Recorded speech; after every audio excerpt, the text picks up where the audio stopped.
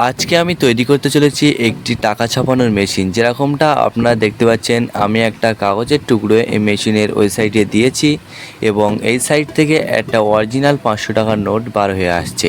চলুন এটা আমি কিভাবে তৈরি করেছি সেটা আমি দেখাচ্ছি।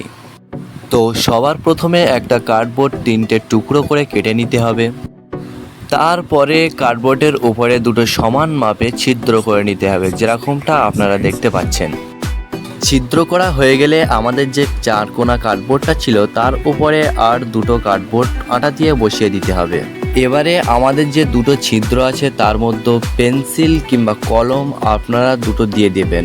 আমি এখানে একটা পেন্সিল ও একটা কলম দিচ্ছি, আপনারা চাইলে দুটো পেন্সিল বা দুটো কলমও দিতে পারেন।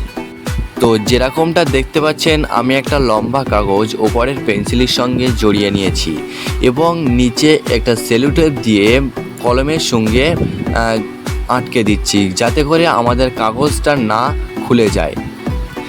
এবারে কাগজটা যত বড়, অর্থাৎ যদি কাগজটা 2 হাত হয় তাহলে 1 হাত আমাদের নিচে কলমের সঙ্গে জড়িয়ে নেব এবং ওপরে পেন্সিলের সঙ্গে আর 1 হাত কাগজ জড়িয়ে নিব। তো ফাইনালি আমাদের টাকা ছাপানো মেশিন রেডি।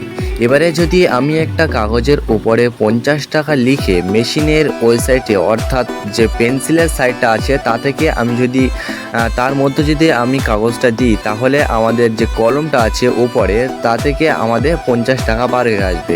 এবারে যদি আপনারা বলেন যে এটা কিভাবে বার হচ্ছে, তাহলে আমি বলবো যে উপরে কলমের সাইডটা আছে তাতে আমি আগে থেকে একটা 50 টাকার নোট দিয়ে রেখেছি এবং যখন নিচে যে পেন্সিলের সাইড থেকে আমি কলমটা দিয়ে যখন আমি সেটা ঘুর দিচ্ছি এবং ওপরের কলমের সাইডে যে কাগজটা আছে তাতে টান পড়ছে এবং ভেতরে থাকা যে 50 টাকার নোট সেটি বার হয়ে আসছে।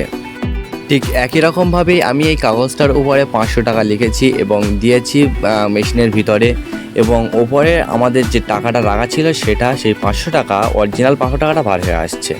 তো আজকের ভিডিওটা এই পর্যন্ত। আপনার কাছে যদি এই ভিডিওটা একটুকুনি হলেও ভালো লাগে তাহলে প্লিজ সাবস্ক্রাইব এবং একটি লাইক।